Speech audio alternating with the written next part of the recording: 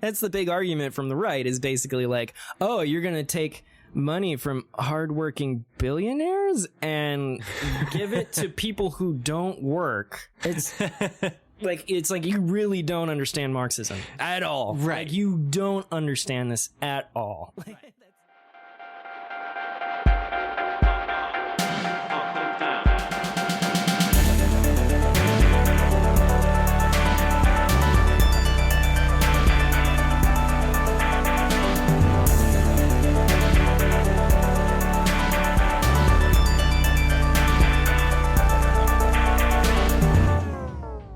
Hey, Brandon. Hey, Patrick. How are you? Doing all right. Welcome to the show, everybody. Today, we are going to talk about Marxism. Big bad Marx. Big, bad, evil Marx. Karl Marx. He's one of the most influential people of all time, pretty much, I would say. Yeah. He was an economist, a philosopher, student of Hegel. He was also exiled from his hometown because he was a controversial figure. Spent most of his life in London. That's where he did most of his writing. And he was briefly like a journalist. He was a critic, political commentator, and yeah, his impact on the world was pretty huge. Yeah. So basically he was punk. I guess sort of. I mean, his style was pretty like activist-y. Where do you want to start with talking about Marx, Brandon? Where would you like to start? Yeah, I mean, I think I talk about, I mean, you and I are both very outspoken, is a kind way of putting it, about being Marxists, and I talk about it all the time with people, and they give me weird side glances, and I would like to kind of, because I think it is an important thing to talk about in our time. Yeah. Because our generation especially didn't grow up with the Red Scare. They weren't the evil, bad communists. The only thing most people know about communism and Marxism and socialism is what they've heard from our parents' generation, right. You know, and the boomers grew up fearing nuclear destruction. Well, they lived through the Cold War and McCarthyism and things like that. So they have a particular view that may not necessarily be totally accurate all the time, you know? Yeah. Because the information that they might have got would have come from the U.S. government or, you know, biased sources who might, you know, just not really fully understand what Marxism is. Because Marxism itself is not an ideology, even though it's often conflated with being an ideology. I mean, in my opinion, the way I would define Marxism is I would see it as like a methodology for the critique of ideology and particularly capitalism. Yeah. It's a way of critiquing capitalism. Right. And that's what a lot of people don't understand. They hear the word Marxism, they think, oh, well, that'll never work. And it's like, well, it's not. Right, we've tried that before. Yeah, it's like, I mean, you know, you might say that about communism, but like, that's not what Marxism is. Marxism is a different thing. Yeah, absolutely. And that's what I try to tell people in the conversations I have with them. And I've had some success with that. But, you know, when you're talking for 10 minutes at a party, when you're both waiting for the burgers, you know, it's hard to distill the concept down into like sound bites. So yeah, I want to start with kind of the history of it. Like, you know, kind of where did Marx come from? Why did he even think these things, you know? And what were the circumstances that he was in that led him to this train of thought? And how does that relate to what we're going through now? Right. You know, because I mean, obviously time has passed. Obviously capitalism has been the driving force of society for a while now. And, you know, we are in what many term as late stage capitalism. Right. And that was kind of baby in the baby stages when Marx was around, and he definitely saw the future, so to speak. I mean, he prophesied this, you know, not to deify him, not that I wouldn't, but you know.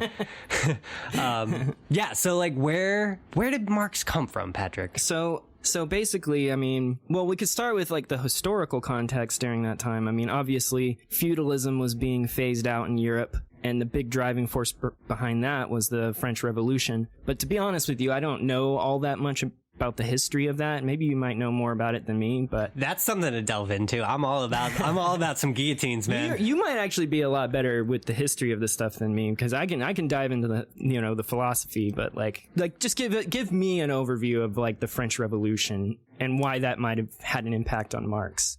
Oh, well, yeah, actually, I honestly hadn't thought about that. Yeah, so the French Revolution was basically the peasantry, the working class. I'm not quite sure what the catalyst was, but it was pretty much overnight. Everyone was like, hold up a sec. Let's not do this anymore, because y'all have huge estates and like multiple vacation homes and personal armies and want for nothing, and I'm starving to death right now, and my neighbor's starving to death, so my neighbor and we aren't gonna have that anymore. And while I may not agree with their methods, it was effective. They just said, hey, rich people, die, and literally chopped off their heads. Yeah. And I think at one point they killed like 100 like bourgeoisie in a day, and it was Actually, I didn't even know that. yeah, it was, there was a point there where everyone was just like, yeah, sure, how much money do you have? Okay, you're dead.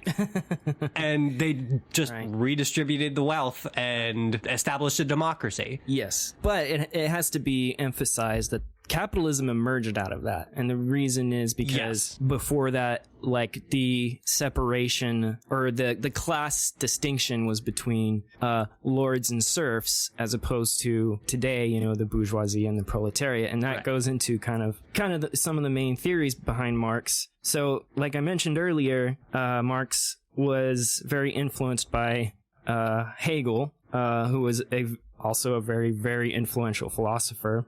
The main idea, or, Hegel had a lot of interesting ideas, but the really important one is this idea of the dialectic. And the dialectic, the concept of that is, that can be traced back to Plato, basically.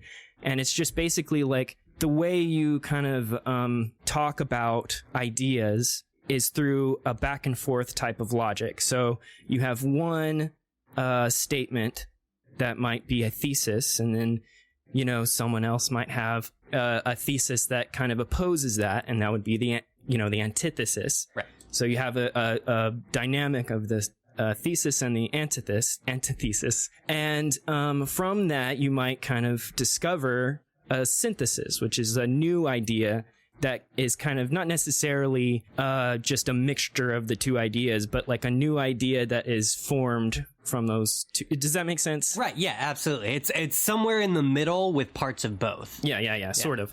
Hegel's big idea was that this is how history has unfolded through time. Hegel was an idealist, and what that means is that's a type of thinking about metaphysics. Other ideas of metaphysics might be materialism, or dualism, which is Cartesian mainly. That's where the idea of dualism comes from. So you have, physical reality and the mind, two different types of substances, so to speak. Materialism is just the only thing that exists is the stuff. Like, there's no mind or whatever.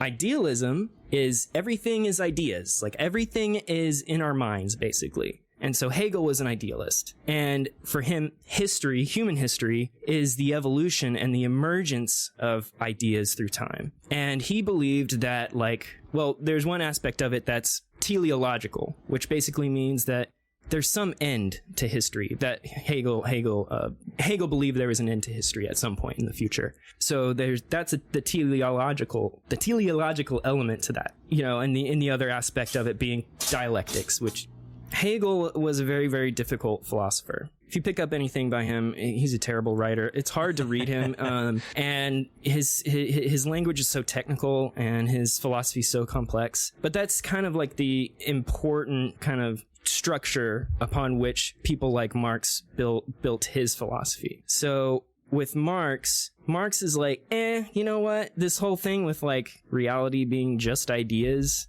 I don't think that's true. I think reality is just stuff. He's a materialist. Right. And for him, history is a history of how materials are distributed and how materials are made and how, labor plays into all of that. So with Hegel, like, the thing that he did that was kind of interesting is he kind of identified this dialectical process in different epochs of history. So there's epochs of mostly slavery type, a slavery type economic system. And then from that evolves feudalism, which is, a different type of economic system.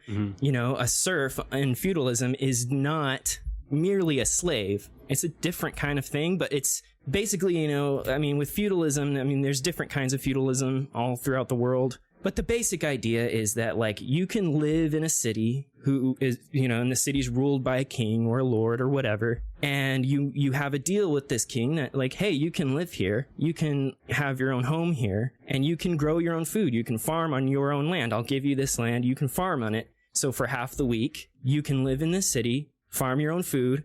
And then the other half of the week, you go to the king's main land and farm, and everything you do on the king's land, the king gets to keep for whatever purposes he wants to use it for. Right. And so that sets up a very important way of trying to understand capitalism, right? Because capitalism is pretty much the same thing, except it's kind of obfuscated through a monetary system. Does that make sense? Right. Yeah. Yeah, definitely. Yeah. So it's kind of like, instead of the labor and the goods being what's exchanged, it's money. Yes, and money kind of mediates that a little bit more. So one thing that was important for Marx, and I know I'm kind of like stammering a lot on the kind of the setup for Marx, but like, he kind of identified, he wanted to look at what the typical workday was for a typical person living under an economic system. So a workday would be, under capitalism, would be like, you labor for a certain number of hours, and during that day, there's a set number of hours that you work that will fully fund your life, right? Right. You will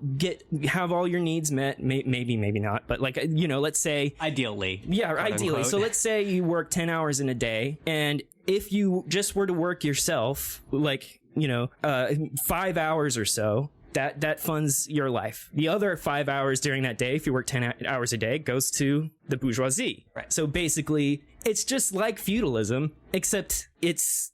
with extra steps. It's a little bit more efficient, I guess. Yeah, it's it's feudalism with extra steps. So, that's the basic setup, and I probably butchered that to some degree, but yeah. No, yeah, that totally makes sense, because originally, we had these cities that were kind of spread out all over the place, and, lots of land, and there was a king who had, his army, and he protected you as long as you gave him a certain amount of your labor. And, that, of course, we all know how kings and queens worked, and it was all family and inbreeding and great fun. And then as society advanced, we had to simplify things instead of, because most of that was based on the barter system. So it was like, if you give me your labor, then I'll give you a house and 4 chickens every week, And so when you start running into like international trade and treaties and all this kind of stuff, obviously everyone has to go, oh, this shiny thing that we pulled out of the ground that never gets less shiny, that's worth something. So we're going to say this is worth this many chickens. And that's how capitalism was born, because you have, mercantilism, but that evolved into capitalism. Right. But yeah, so you have like, instead of working for the house and the farm and, the protection of the king, you're working for the money to pay the king for the house and the farm and the protection of the king. Right. And the way that kind of evolves is, basically as technology advances, you get, industrialization, the economy changes, it switches from an agrarian farm economy into an industrial economy where like everything is driven by factories and manufacturing and things like that. And so you have an evolutionary process into that from feudalism. And of course that, drives the tensions that lead to revolutions, because feudalism has internal contradictions in the way it works. And a part of that is because that, none of these systems can last forever, Right. So where do you want to go from here? I could start kind of just talking a little bit about the basics of Marxism. Yeah, I think mostly it's a, so feudalism led to capitalism, and capitalism led to... Well, it hasn't led to much of anything yet. Yeah. But we're still in it. Yeah. I think probably a good next step is like what capitalism was like when Marx came up with his concepts, and why he came up with those concepts, and what the point of it was. So, I think a lot of people, when they think of Marx, the first thing that they think of is the Communist Manifesto, which is really the only thing that was written by Marx, and it was co-written by Engels as well, where communism is discussed in any type of length at all. Right. And for Marx, communism was just for Marx, socialism would be the next step beyond capitalism. So whenever capitalism is eradicated or it, collapses under its own contradictions, you would have something more like socialism or a mixed economy type thing. But eventually you will get to a point where there is no state. And that's what communism is. It's a stateless, classless society. That's what it would be. So that's, never really existed in the history of the planet. I mean, unless you're talking about tiny tribes or something like that, which doesn't really count. I mean, we're talking about broad global economic systems here. So basically, the big theory behind Marxism, it kind of centers all around labor, right? Some of these ideas he actually picks up from Adam Smith, who actually invented the labor theory of value. So what I could do is I could kind of use a simple example. So, sometimes people will say, well, like a chair or something like that. But, let's just say, let's say, you have an economy and there's a demand for shoes, right? Right. So what do you need to make a shoe? You need rubber, cloth, glue, all this kind of stuff, right? So all of that stuff, for Marx, he calls embodied labor. And embodied labor is essentially labor that's already been done to make a product. So this is what you have going into the system, is embodied labor. You have an initial investment of certain kinds of stuff that had previous labor go into it. So somebody processed the labor, somebody spun the cloth. Someone spun the cloth, someone made mashed the rubber, up the someone horse made the glue. hooves. Yeah, whatever it is. It doesn't really matter. So that's embodied labor. It's labor that's already been done. So you have your raw materials. And so how do you get from raw materials to shoe, right? You need more labor, right? And Marx calls this living labor. So living labor is labor that's being done in the process, in the factory, in the institution, or in your home, or wherever you're doing it. It's the labor that is actively taking place. Does that make sense? Right. Yeah. Yeah. So basically, most living labor has embodied labor, fueling it. And embodied labor is made up of living labor. So it's a chain. Yeah. So what you get out of that is the shoe. So you have embodied labor, then you have living labor, and then you get the total labor, which is the end product, the shoe, right? Mm-hmm. And so let's put a number to this. Let's say you go in with it doesn't matter what the number is. This is just, basically like an equation. Let's say you go in with 100 of embodied labor, and then you put another 100 of living labor into that labor system. And what would result is just you add it together, you have 200. So the shoe is 200 of value, whatever. Right. So let's say you're a capitalist and you own a shoe factory. You provide the embodied labor, right? And that's the initial investment for materials to make the shoe. So when living labor is applied, there's 100 extra more than the original investment. The capitalist wants to at least get more than the initial investment, at least more than the embodied labor he put into it. Now, usually the capitalist is not the one who made the rubber or the glue or whatever. Yeah. He most of this money is passed down through generations of wealthy families, it's borrowed from banks or something like that. Right. The capitalist is not the one doing the labor. Almost never, at least not the labor that matters, right? In the process. So now you're a worker and you're applying living labor. You put 100 into this process. You're the one who did it. You're the one who added that value, but you don't get all of it. Right? Some of it goes to the capitalist, some of it goes to you. That's the problem. That's the contradiction. Right. And that's the main thing that should kind of piss everyone off, and the whole system depends on it working like this. You're getting ripped off. There's no job that you can get where you're not getting ripped off. Yeah, absolutely. Yeah, you and I are both baristas by trade. You know, Right. I haven't worked at the shop in a while, but, you know, I did it for 10 years. You know, we're both pretty damn good baristas, but the amount of time that we've spent building up that skill and understanding like the correct temperatures and the correct timing on a shot and like just being nice to another human being on a bad day, you know, like it's a lot of effort and it's not worth 12 or 15 bucks an hour, you know? So like anything that we do, even with, you know, probably 20 years of experience between us, we're experts at what we do. So we should be compensated as experts. You know, because if you're, I don't know, if you've been a doctor for 10 years, you got a lot of experience under your belt. If you've been a chef for 10 years, you got a lot of experience. There are, I mean, even those things, unless you're, you know, and even that, if you're doing all of it yourself, you're still getting ripped off because other people are taking bits of your pie. The capitalist wouldn't hire you unless there was some value he could extract from you, right? Like, it wouldn't be worth it for him to hire you unless whatever value you produce with your labor gets to go to him. Yeah, as a net positive. Right. Yeah. And that's what's called the surplus in Marxist theory, basically. Yeah, you know, and that's really like a basic rundown, and that's kind of all laid out in Das Kapital Volume 1. There's a lot more to it. Like, I mean, Das Kapital is like fucking, I don't even know, like 2,000 pages or something crazy like that. And that's just the first volume. So, and there's no way, like, I've never read the whole thing. I've read bits and pieces. I've been reading it for like 15 years.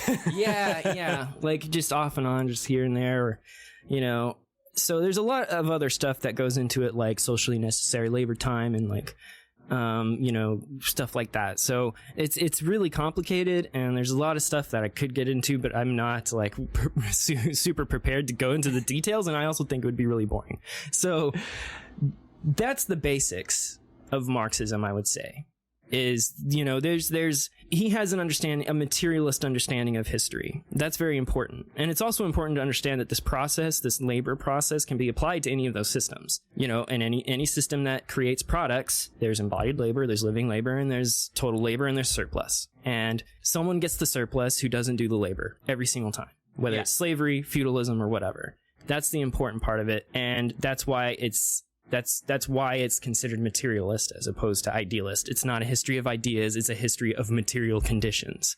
Does that make sense?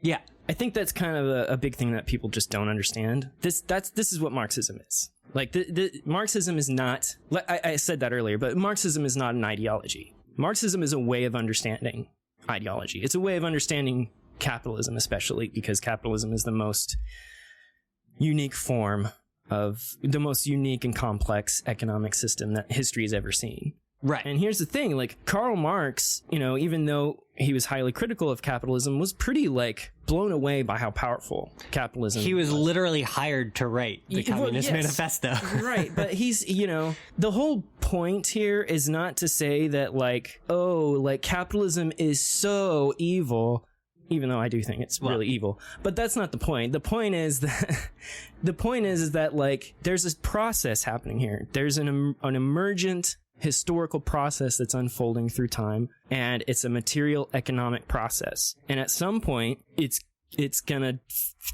dissipate, just like every other system has. There's like mercantilism, feudalism, slavery, whatever. All of this stuff is going to go away because every system, because it's not like a guided system, because there's no one controlling it. Right. Really. The system itself has internal contradictions and has problems built into it that are not sustainable. I mean, there's so many different things you could get into with that, like all the different contradictions of capitalism, not the least of which are, you know, environmental problems, right? Yeah. So there's, you know, like, let's say, you know, and this is a big thing with Marx too, is, you know, technology. So as, you know, these systems evolve, technology becomes more and more advanced. Technology makes doing work easier so that there's, you can do more work with less time and less labor. Yeah. Right. And that's the whole point of technology, right? Yeah, from the first plow to automated robots that build our cars. So, yeah, at some point, if every job can be automated, Marx talks about this, every job is automated, then no one's going to have the income to buy the products being made by the capitalists and their, automated systems. And so what do you do then? What happens to capitalism? Right. It disappears. It's that capitalism cannot work unless there is a scarcity of resources and a scarcity of products, supply and demand. Does that, you see what I'm saying there? Yeah, and that's exactly what I was saying earlier about late stage capitalism. And I mean, I've heard that for a while. I know everybody hears that all over the place. And it doesn't really make much sense unless you understand like the underpinnings of Marxism. Because late stage capitalism, where we are now, is that the rich get richer and the poor get poorer. And I mean, we're especially in a dangerous place now because the continued automation, if that is owned by the capitalists, by the rich, then they have control over that automation. Yes. And they don't have to hire people. Mm-hmm. So they can make all the things, and the people that would have made those things who don't have jobs because robots are doing it now don't have the money to buy the things. And we're already seeing that happen on an insane scale. It's all over the place. Yep. And I mean, jobs are becoming like, if you look at today's economy, so many jobs are like turning into service industry type stuff, or like, right, it's all services, making content on the internet, or things like Uber, where it's like contracting, a contracting type of labor. Yeah, but even the gig economy. Yeah, gig economy type stuff. And even that, some of that's going to go away. Like when it comes to just like products that make up the necessity for your life, stuff that doesn't have anything to do with like just, creative activities or hobbies or anything like that. If all of those things can be met at such a low price, because let's say, capitalists, own all these like automated systems that make all these products, but the people aren't making income because they don't have those jobs, but they could sell those products for like really cheap, right? Right. So you could have all your needs met, but you like what else would you have to do apart from like a creative activity, or writing books or doing paintings or making music or something like that? That's the goal. But like I said, the problem is there's no way that a capitalist can actually make money on such cheap products from such cheap automated systems, right? Right, because they'd have to sell a ton of it, and they wouldn't be capitalists anymore. There would be no capital left to extract from the system. And we're already seeing that happen. Yeah. I mean, how cheap is, technology, like data technology is a good instance of that. Like, we basically built computers that can build better computers that can build better computers. And now, anything technological, you watch it come out. Like an iPhone is like, $1,000. Mm-hmm. And the next year, that model is like $300 on eBay. Yeah. So because it's been outdated and there's so much of it. Mm-hmm. And Apple has to sell those for $1,000 to make any money. Yes. Because if they can get the laborers out of the system, but they still have to pay for the robots and the maintenance of the robots or whatever. Right, but that's there's astronomically cheaper than paying a human being who has to feed itself, And the more that the capitalists have control over the automation, the worse things are going to get. Because when it becomes a dictatorship basically at that point. If exactly. It already is kind of like that, but it's like the capitalists would be able to control almost everything. Right. When the machines can make a latte, we don't have jobs anymore. Mm-hmm. And what do? We have to go sell podcasts online. There's literally no way to do that. I guess we'll get a Patreon eventually. That's how it goes now. Yeah. But when every little thing is automated and they don't need you anymore, they just need the one person to make sure that everything is working during the day, instead of the 12 people that rotate shifts all week long and bust their asses at like 3 jobs to be able to afford rent and cars and, food and all that stuff, then when all of that, like, follow it to its logical conclusion, when automation does everything and, you can go get a massage from a robot and, it's just, there's no movement anymore in capitalism, in the economy, and everything falls apart. Yeah, that's exactly right.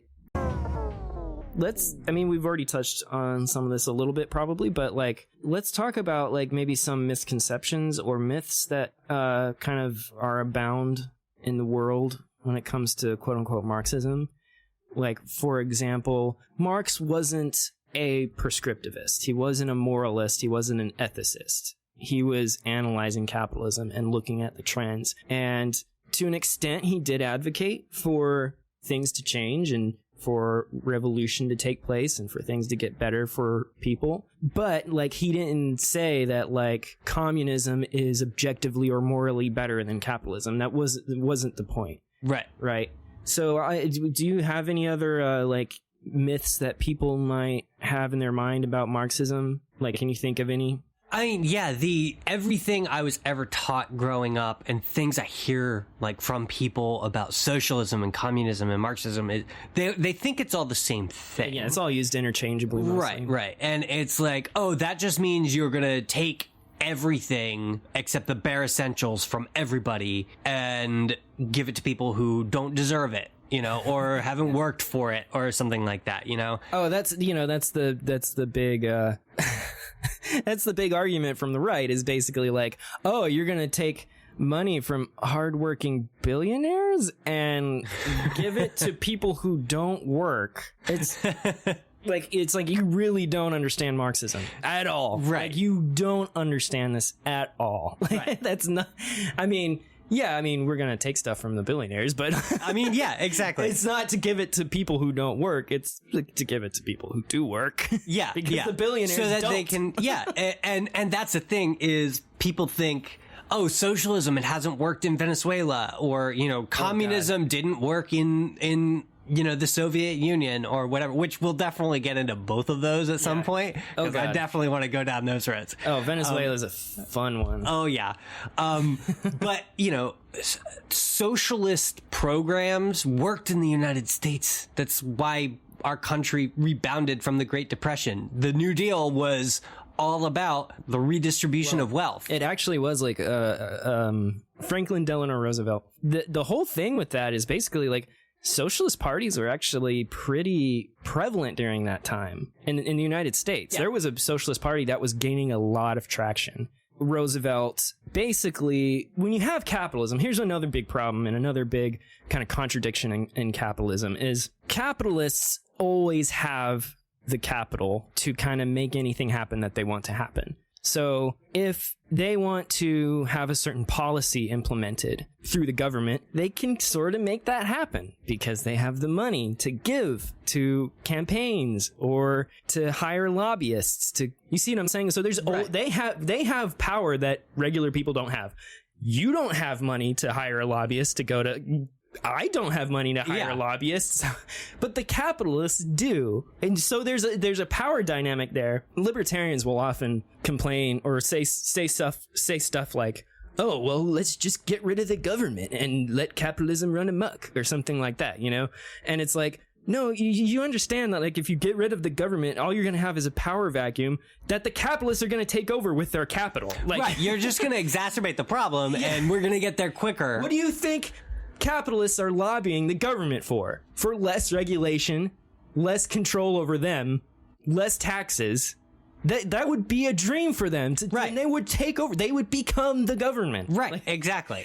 But then, like, again, follow that to its logical conclusion. Then when they have all the money, when they have all the means of production, when the richest people in the world literally have control over every single aspect of everybody's life, directly or indirectly, what then? Then we go back to a slave society? Is that how that happens? Yeah. So, pretty much. Yeah. So Marxism is not a solution. It's a way of thinking about it. Mm-hmm. And possibly, I would definitely say some critiques on it. I mean, that's basically all Marx did, was critique capitalism and say, these are the problems that I see. And while I don't think that the idea of communism was necessarily his, he definitely latched onto it. And that's like going back to some of the myths, like communism is the end goal of capitalism shepherded in the correct direction, according to Marx, as he saw it. Mm-hmm. So this is my understanding of it.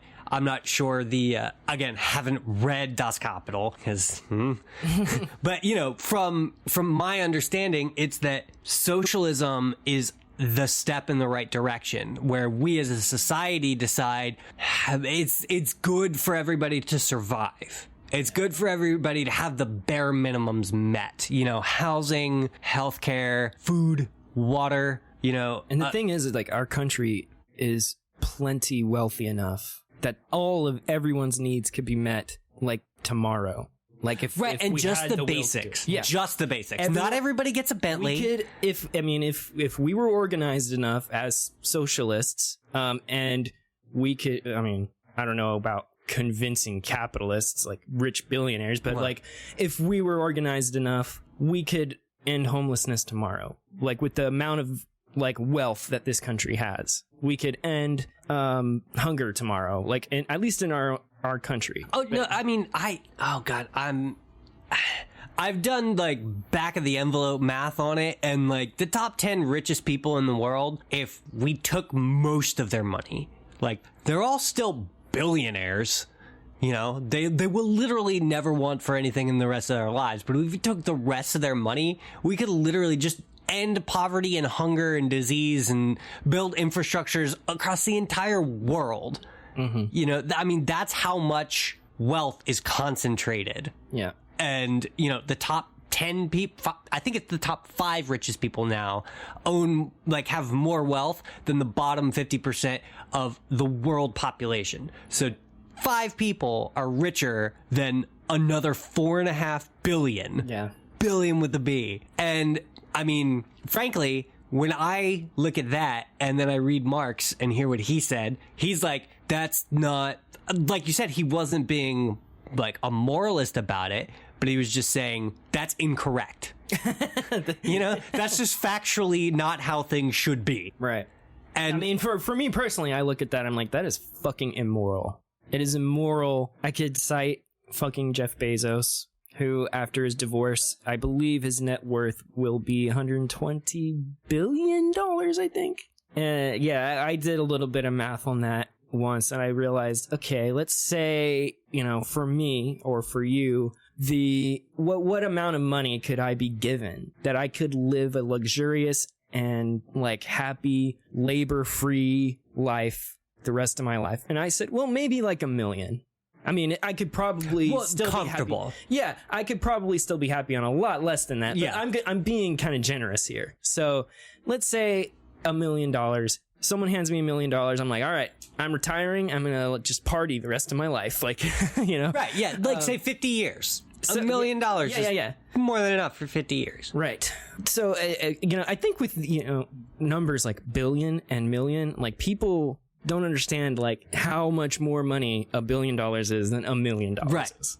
$1 billion is 1,000 million dollars. Right. So if you think about it, like, okay, $1 million for a lifetime of luxury. So 1 billion is 1,000 lifetimes of luxury. Right.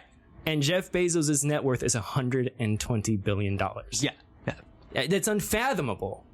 And I make $20,000 a year right now. Yeah. 20,000. Yeah. And I have, I love my apartment, but I live in the basement of a house. I have a dog. I have a cat. My girlfriend and I are more than comfortable. We both have cars. We can buy groceries when we need to. She's making a little bit more than me. So the two of us are making like, I don't know. Here's the thing. The problem isn't like how comfortable people who are in poverty are. Because I think that's an argument that the right wing throws at us all the time is like, oh, well, when capitalists do well, everyone does well. It's a rising tide. That's not the problem. The problem is that you and me are doing all of the work. Right. We have technology that could on its own do a lot of the work that we do, with, a lot less, with much lower cost, right? Right. I'm working customer service. Yes. I know all about that. But that's the thing, is that we have to work, you and I have to work 40 plus hours a week, right? For the most part. Yeah. I mean, that's just to pay rent. Like paycheck, we live paycheck to paycheck. Absolutely, I would imagine you live paycheck to paycheck. I had to take my cat to the vet the other day, and that set me. I mean, I can't do anything for the next 2 months. I just had to replace the starter on my car, and it cost me $400, and I'm broke. Yeah, like I am broke right now. God forbid anything else happens, because you're fucked. Like. Right. Exactly. Like if my dog breaks his leg, or I don't know, my AC unit breaks down or something, in this godforsaken heat, like I'm screwed. There's no way I can pay for that. And if I do, I'm gonna have to do it on credit, which is a whole other thing. Oh yeah. I mean, it makes it all the more disgusting that not even healthcare is socialized in our country. I mean, the fact that just one thing could go wrong, and like I'm fucked for the rest of my life because of debt if I don't have insurance. Yeah. And our private health insurance system has to eat that cost, and it makes it more expensive for everyone. And so many other countries do it way better. And it's just like, why? It's crazy that we still have to have this argument in this day and age. I'm starting to get fired up now. No, yeah, I know. You and I could both go on this for hours. We've moved. I mean, we're still. I guess we're still talking about Marxism, but yeah, we've moved away from Marxism to just being angry. But that's fine. I want that. That's cool. I think Marx is a lot more like methodical and intellectual in his critique of capitalism, because it was still in its baby stages. Like things were shitty for most people, but with the advent of all this new technology and automation and industry, like things were getting better. I mean, there's a reason we had the Roaring 20s, was because everything was being made so easily and cheaply that people could just do whatever they wanted. They could buy whatever they wanted. Let's go down to the store and buy some cocaine to scare the ghosts out of my system, Right. And then take the train to San Francisco for a weekend, and people were able to do that. That's another thing with myths about Karl Marx. I mean, Karl Marx acknowledged that capitalism is better than feudalism. Oh yeah, obviously. Like people have better lives have a higher standard of living. This is all stuff that he acknowledges. Right.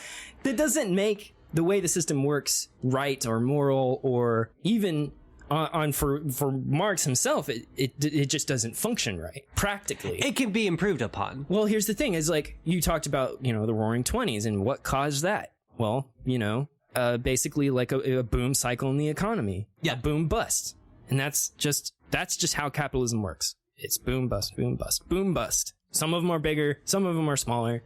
Some of them are so big that it's fucking misery for most people for like a decade. Yeah. Like the Great Depression. Yeah. Right.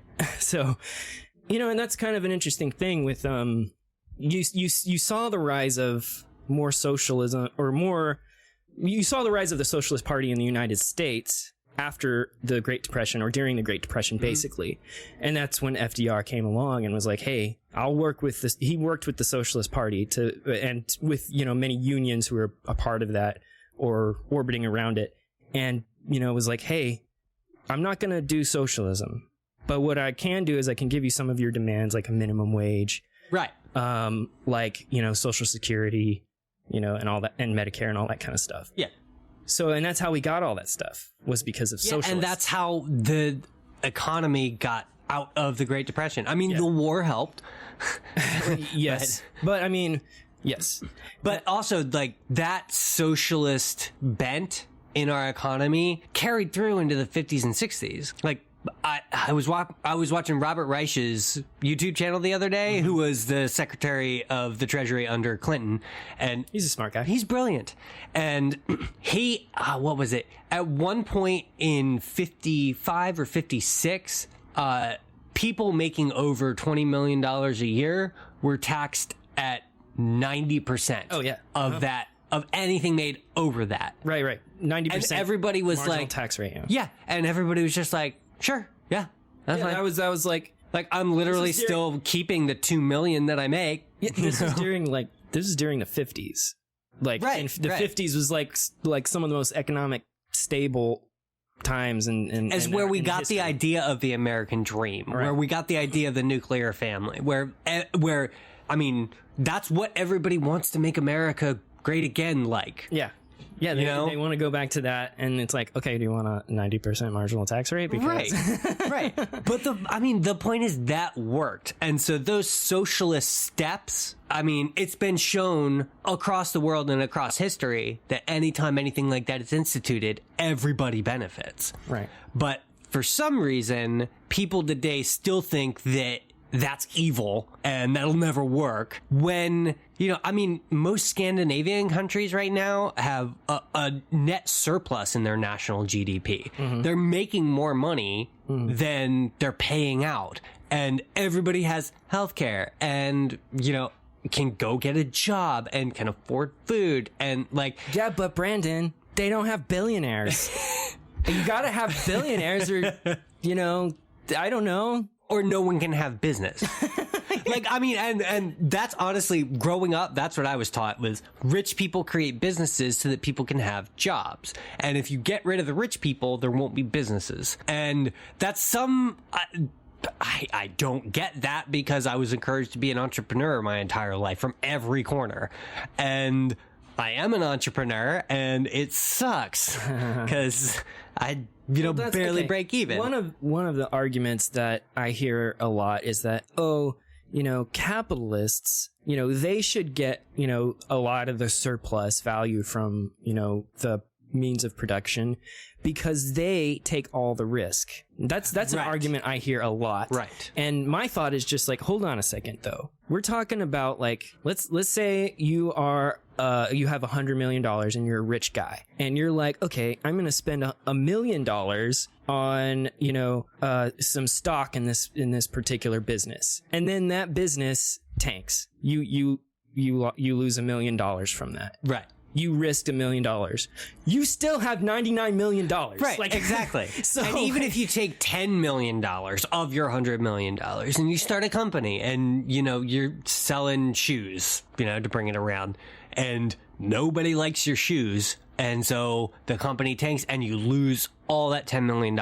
You still haven't taken any risk, but the people that you hired, the people that worked for you, they've taken the risk. That's another they're the thing. ones doing the work, and now they don't have a job. Exactly. That another assumption is that like the workers aren't taking a risk by like making their livelihood rely on this job. Right, because they can just go get another job. Well, that's what they say. Yeah, that's what they like you to believe. But it's not like it's that easy to get a job, and it's also very competitive, especially in an economic system that's not functioning so well.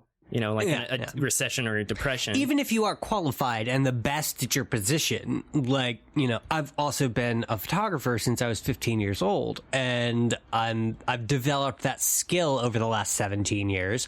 And, I like to think I'm an okay photographer at least, and I've applied for jobs and given bids on clients, and I don't usually get the job because I know what I'm worth and I'm not willing to undercut that most of the time. And so I'm not going to get paid what I'm worth because nobody can make money off of that. Mm-hmm. Yeah, I've never really fully tried to like do any sort of freelance work, so I don't really know what that's like at all. I know I hear people all the time, say stuff like, well, you live under capitalism. Why don't you just, freelance or make, create your own business? You have the freedom You too can be rich one day. Exactly. Yes. And it's this stupid, it's like, okay, so if everyone did that? Because if you say that, like, okay, it would be better for you or better for me for us to like control our own work, right? Mm-hmm. Have control of our own work, which is what socialism wants to accomplish for everyone, by the way. Yeah. If everyone did that under capitalism, then it's not capitalism anymore. There's no right. Like if everyone is like a freelance laborer, that's not capitalism. Capitalism's gone. Like yeah, exactly. You know exactly. What I'm saying? See, and I think one of my favorite quotes of all time. It's attributed to John Steinbeck. I'm not sure if he said it or not, but he said the reason that socialism never caught on in the West was because Americans don't see themselves as the downtrodden proletariat. They see themselves as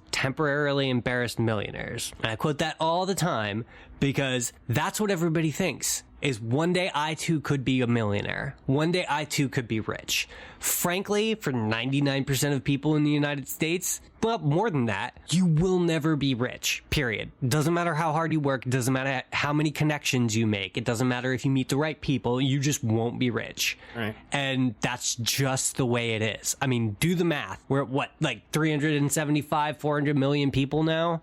And how many celebrities are there? Maybe a couple hundred?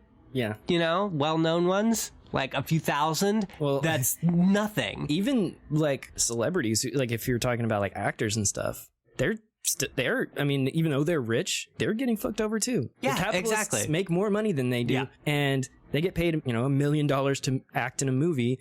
And the producer nets 40 million. Exactly. Yeah. Like, you know, the Avengers movies have made what, $1.5 billion each? Yeah, I don't know, man. Like, and I know for a fact that Robert Downey Jr. got paid like, I think he got paid like $500 million for 6 movies to be Iron Man. That's crazy. And that's literally pennies compared to what that franchise has made. And yeah, so I think basically Marxism is a critique of that, of the way things are. And I mean, obviously they've gotten worse. They were pretty bad when Marx was around, but now it's just compounded because, you know, maybe you had a few millionaires in the entire world, like adjusted for inflation and in today's money. Well, you know, I think the system's getting quite a bit more unstable. When you take into account the stuff about technology and things like that, and you take into account, you know, we had a huge economic crash in 2008, which I think spurred a lot of interest in socialism. Yes. Now, you know, 40 or 50% of people under the age of 40 are like, yeah, socialism's Right. cool now. Like, exactly. After 2008, and you see capitalism like go awry, which is what happened. You know, no one, you know, a lot of people may not admit that, but that was capitalism gone awry. What happened in 2008. Absolutely. It's actually like, it was banks trying to make more money. right. And the problem is like people don't understand what happened. Like it's because it's complicated. Like, It's extraordinarily complicated. Yeah, you know, you have like financial instruments, derivatives, and credit default swaps, and these kinds of things, which allow this weird interconnected system of fraud, basically, where like you can you can simultaneously give out subprime loans to people, and then on the other table bet against it. Right. So you can say, and then you make all the money from that. Yeah. Which is fucking horrible, and it still blows my mind that like no one ever went to jail for that. So that's capital. That's what capitalism does. So Capitalism awards greed and fucking people over. Yes. By definition, that's what it is. He who dies with the most toys wins. That's what capitalism is. And the more toys you can get, the more money you can make, the better you're doing in life. Right. And so that encourages people to do bad things and screw people over and start pyramid schemes and steal money. And that's the whole point of it. Yeah. It's harnessed greed. And most people will say, well, you know, it's the best except for all the rest, or it's the worst except for all the rest. And I mean, okay, but that's no reason not to try to make it a little bit better. Right. And that's what Marxism is. Yeah. This is the way things are. It's not really good. Maybe we could try these things. And I mean, yeah, I like the idea of communism, which is another thing that people don't understand. Because socialism is basically, let's make things more fair. Let's at least give everybody a fighting chance to survive, at the very least. Mm-hmm. That's what the New Deal was, well, yeah, we got people starving in the street, so let's not do that anymore. And everyone was like, okay, sure. And so that's the first step. Communism is the final kind of... Well, you know, going back to the Hegelian thing, I mean, for Hegel, the end of history was the time he was living. So that was a really dumb thing for him to, for a guy as smart as he was, to think that like he was living in the end of history is really, really kind of sad. Like especially looking back on it. But, you know, Hegel, you know, he spurred like two separate kind of lines of thought, you know, the right Hegelians and the left Hegelians, and the right Hegelians were like, yeah, we live in the end of history and everything's great right now. You know, history did not bear that out at all. And the left Hegelians, obviously, like Marx and Feuerbach and Engels and blah, blah, blah. anyway, you mentioned a quote you really like, and are you familiar with the book Capitalist Realism by Mark Fisher? I've heard his name. Yeah, I haven't read it, but I really, really, really want to. And it's a very, very modern take on critiquing capitalism. The whole idea being basically like, you know, most people in our country kind of see capitalism as just human nature. Like, this is just how things are. And that's what he calls capitalist realism. But there's a famous quote from it, or a famous quote that goes, it's easier to imagine the end of the world than the end of capitalism. So that's a quote I really like. Yeah. I also want to quote from Karl Marx himself, if I can find it. It's like one of my favorite quotes, and I really think it can help to kind of change maybe some people's perceptions of who Karl Marx was and the kinds of things he wrote. Because, you know, another myth around Karl Marx is that he was responsible for hundreds of millions of deaths under communism. It's like the dumbest thing ever, because it's like, okay, so does that mean that Christianity is responsible for the deaths that happened under the Crusades and the Inquisition and things like that? Right. Like, I mean, you're basically looking at the philosopher and saying that, you know, because some people might have, you know, abused some of his ideas or misinterpreted them or whatever. Like, I mean, that's a totally incoherent thing to believe, right? To say that he was responsible. And that's another one of those things that's just like stupid. But anyway, you know, Marx wrote The German Ideology. It was kind of an early work that came out far after like the Soviet or the Bolshevik Revolution. And I found the quote. And by the way, before I kind of read this, another really important aspect of Marxism is this concept of, you know, alienation, which is something I've been like really thinking a lot about lately. Because for Marx, when you have a capitalist who is sucking up all the product of your labor, you know, and all the surplus that's generated, what tends to happen is, you know, the worker feels disconnected from his own work, which is not how things were, you know, in the earliest stages of human life. Like when you made things in a hunter-gatherer society, you are connected to the things that you are making. You know what I'm saying? Right. So that's a very important thing from him. He talked about something called your species essence. It has a couple of different translations from the original German. Right. And that's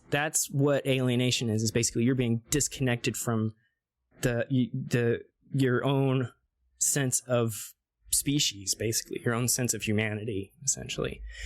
So this quote is about that. So he says, what then constitutes the alienation of labor? First, the fact that labor is external to the worker, i.e., it does not belong to his intrinsic nature, that in his work, therefore, he does not affirm himself but denies himself, does not feel content but unhappy, does not develop freely his physical and mental energy, but mortifies his body and ruins his mind. The worker, therefore, only feels himself outside his work, and in his work feels outside himself. He feels at home when he is not working, and when he is working, he does not feel at home. His labor is therefore not voluntary, but coerced. It is forced labor. It is therefore not the satisfaction of a need. It is merely a means to satisfy needs external to it. Its alien character emerges clearly in the fact that as soon as no physical or other compulsion exists, labor is shunned like the plague. External labor, labor in which man alienates himself, is a labor of self-sacrifice, of mortification. Lastly, the external character of labor for the worker appears in the fact that it is not his own, but someone else's, that it does not belong to him, that in it he belongs not to himself, but to another. Just as in religion, the spontaneous activity of the human imagination, of the human brain and the human heart operates on the individual independently of him, that is, operates as an alien, divine, or diabolical activity. So is the worker's activity not his spontaneous activity. It belongs to another. It is the loss of his self. It's an awesome quote. Yeah.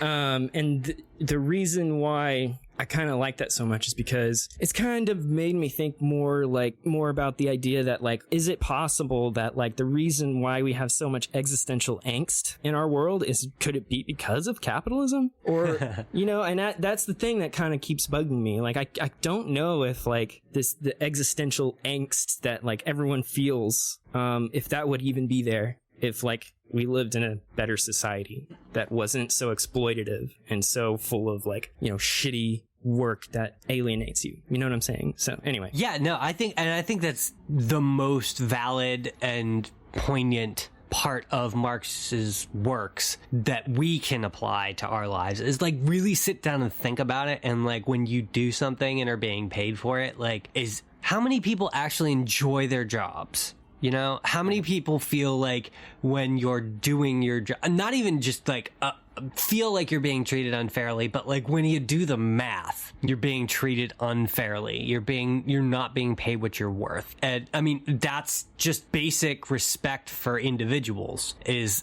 the driving force behind Marxism. Is you're a human being, you're doing a thing, you should be, at the very least, you should be compensated for what you're doing. And you know, like frankly, if someone has a platform for me to perform my skill, I'm fine giving them some of that cut. Sure, yeah, you have created the coffee shop, you know, you bought the building, you'll, you know, do all the things, and yeah, you probably deserve a little bit more than me because as far as small businesses go, you know, well, yeah, you know, that's one of the myths I think is that like people assume capitalism is just a bunch of like mom and pop businesses. Right, I think that's why they think it's like there's nothing immoral about it. It's because that's how they see it. You know? Right. And I mean, like, there is a difference between working at a mom and pop shop and working at a corporation. Like, if I'm working at a corporation, I'm very good at what I do right now. I'm personable, I'm efficient, I'm one of the top performers, and I deserve to be paying. I should be getting at least $50,000 a year for what I'm doing. Mm-hmm. You know, because I'm very, very good at it. You know, but if I were doing the same thing for a small mom and pop shop, you know, where they had to take out a bank loan to start the company, and you know, I'm still doing this, like, I'm obviously not going to ask them to pay me $50,000 a year when they might be making like a total of $100,000 a year in profits. Mm-hmm. You know, so obviously there's a difference. But the difference is corporations shouldn't be making that much money. Yeah. So, you know, one final myth that I would like to bust personally, and this is kind of something that I've been kind of writing about lately, is this idea that like Marxism is anti-individual, that it's all about collectivism. Right. And I think that quote that I just shared kind of demonstrates that that's not the case, that Marx believed in empowering the individual to live his life to the fullest and to be as free as possible. You have to remember, he was inspired by the French Revolution and what happened in the French Revolution, because the French Revolution basically promised liberty for all, like liberty, freedom, brotherhood for everyone. That was the whole point of it. And he was very, very impressed with that. And that's what he wanted. And he looked around and said, hey, capitalism's not doing that. Like, it's not giving anybody any individual freedom or liberty at all. You know, maybe we should kind of like wrap it up there. Do you have any final thoughts? I think that's pretty much the whole point of it is capitalism. I'm going to pit these two against each other. Capitalism promises individual freedom and potential and has not delivered. Or it only delivers for like 1% of people. Yeah. Or 1, 2, 3, 5, I don't know, maybe 10 tops. Right, yeah. And the rest have to work 40 hours a week, you know. Right. 9 hours a day, 5 days a week. That portion of your life you just hate and you never want to be a part of it. Like you just do it because you have to and not because it's, you know, something you enjoy doing or something that, you know, is an expression of yourself. You know, he said at the end of that quote, like, alienation of labor is the loss of the self. Yeah. So exactly. That's why I think there's like a lot of existentialism there. And it kind of makes a lot of sense to me that Sartre was a Marxist. So. Yeah. And I mean, Marxism, the whole concept behind it is like, just be like slightly less of a dick and care a little bit more about your fellow man. And we can all be way better. And that's, I think, the main point of it is, if you stop caring about yourself so much, your life will be better. Yeah. And anybody who's ever like done a nice thing or, you know, been a good Samaritan or whatever, like, and it's cliche and it's corny and whatever, but like, it makes you feel really good. It makes you happy. Like, we're just interpersonal beings by nature. We're supposed to be with other people and to help other people and help each other. Like, that's just in our genetic makeup. That's how we're made. Right. And like, that's how things were for so long. It's important for me to emphasize that collectivism and individualism aren't mutually exclusive. Exactly. They're necessary for each other. Yes. Yes. One is the backdrop to the other. You can't have a hive mind. That's not how we're ever going to work. And that's not what Marxism is. It's not even what communism is. Like, it's not hive mind. I mean, a lot of people think that, but that's not the point.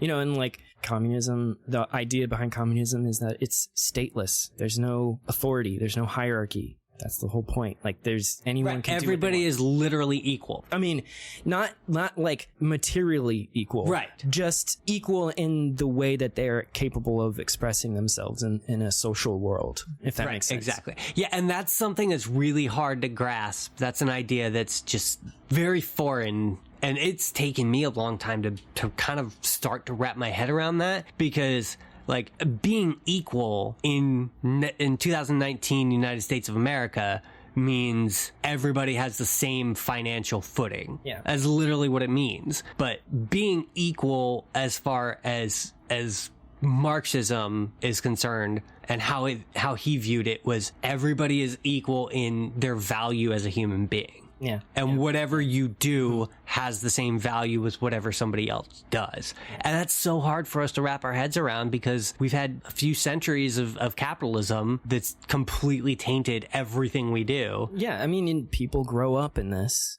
And, you know, when you grow up in it, it's normal to you. It seems like it's just human nature. It seems that's like just the way it is. It seems like that's just the way it is, you know? And see, I think that's the most important thing I have to say to people whenever I talk about this stuff is, just because it's the way we've always done it doesn't mean it's the way we always have to do it. And things can change. I mean, I hope we don't have to necessarily have a violent revolution like the French did and just kill all the rich people, but, you know, eat the rich. I don't know. That may be a question for another day, you know. I don't have an answer to that as far as I think it's a good motto. I don't mean literally eat the rich, just like I don't mean literally punch a Nazi, but, you know, hey, why not? It's fun to say. Like, conceptually, financially, socially, eat the rich. Yeah. Solidarity. Your life will be better. Everybody's life will be better. Solidarity, comrade. Okay, so thanks for listening to anyone out there listening. I hope you have a good day. Go out there and eat the rich.